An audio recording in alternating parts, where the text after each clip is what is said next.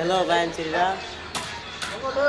আজকে একটা কথা হইলো রোজা মায়ের দিন। আর রোজা মায়ের দিন দেখো, আমরা মুসলমানের মায়ের সন্তান। রোজা মায়ের দিন দেখো, কামের সাথে আমরা রোজা রাখবার পাই না।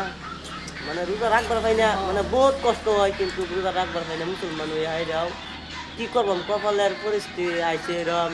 কষ্ট করলে মানে আর কি, মানে এমন কষ্ট করি মানে আর কি, মানে রোজা রাখবার মানে কোনো উপায় বিচারা পাই না আর কি, বিরাট কষ্ট। আর মানে আর কি রোজা মেয়ের দিন তখন খাইবার টাইম দেয় না। এই পেছনে মানে রোজা রাখা পাই না, যে খাইবার টাইম দিত এই সময়টা জিরাইতাম, তো রোজা রাখবার হইতাম। দেখো কত তিনতলা বিল্ডিং এর উপরে রোজা মেয়ের দিন রোজা করা হয় না, বহুত কষ্ট। সুবিধা বাধ্য হয়ে রোজা করে, আর আমরা কাম করে মরি। বহুত কষ্ট, মুসলমানের সন্তান হলে কি রোজা রাখবার পাই না আমরা।